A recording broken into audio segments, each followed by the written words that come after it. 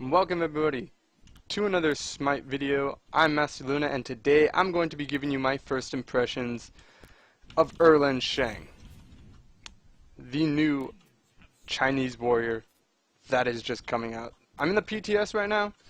I am just on a custom game showing full build. It's really interesting because Erlang Shen is one of those gods. He's one of those warriors I believe does more damage than he should defend. That said, I think he also has a lot of team potential. He has a lot of team damage potential, and I like that. But I feel like he benefits more from a penetration and an attack speed build. With that said, my build with him is as follows. It starts off with Bloodforge, goes into Warrior's Tabi, Quinn's Executioner, Jotun's Wrath, and Titan's Bane. There's the first bug. I feel like he does his best with a attack speed build. Oh, I died. That was supposed to come later, but I guess Ymir and Shango with full build destroys it. I'll be right back with another game. So the reason I like the fact that the reason I believe he is an auto-attacking god is because one of his abilities actually gets faster cooldowns when basic attacking, and his passive has an extra damage doer when basic attacking. It is not a Calder type thing. It is not something where the dog is the god, but this dog does do extra damage on his own, and it's just 15% of the regular basic attack damage, and it triggers basic attack items for 15% their normal effect.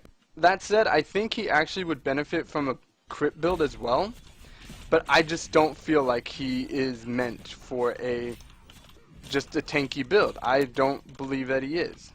I believe he is meant specifically for basic attacking, and if I was going to trade anything out, I would trade Executioner for Rage.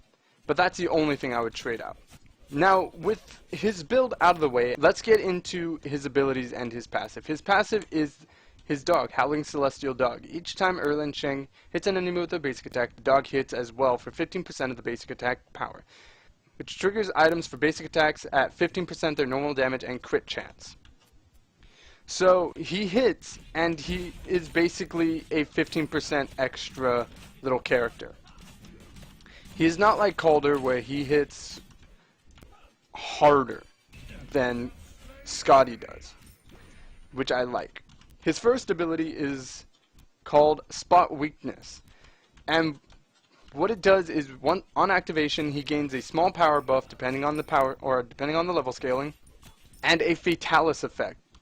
His next ability is called Pin. Erlang Shen launches a spear that damages enemies on impact.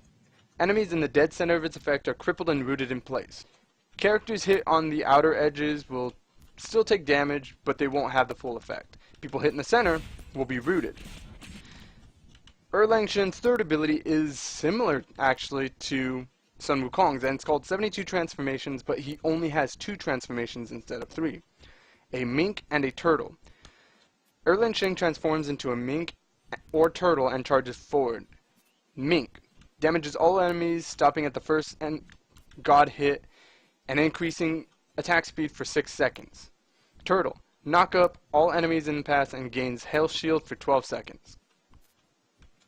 So, it's just as it says. He either becomes a turtle or he becomes a mink. The turtle gives you a shield and the mink gives you attack speed. So his 72 transformations is kinda like Sun Wukong's, but with less transformation. Erlang Shen's ultimate is called 9 Turns Blessing.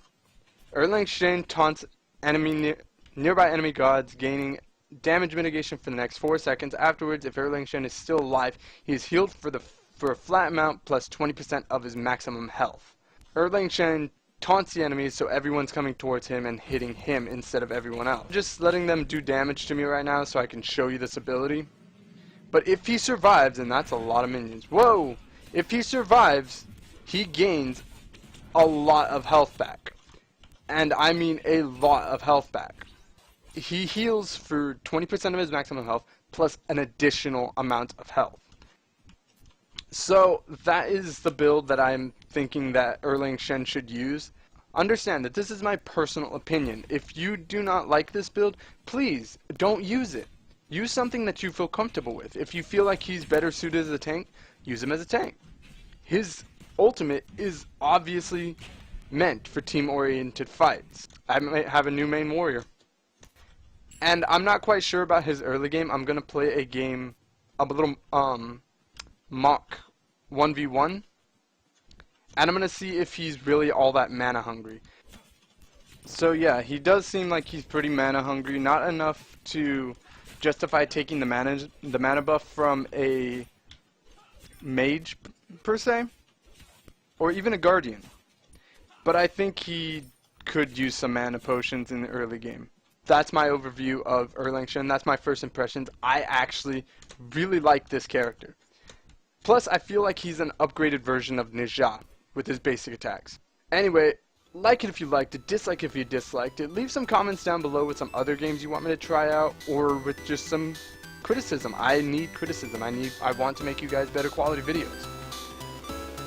I hope you all have an excellent day, and as always, thanks for watching.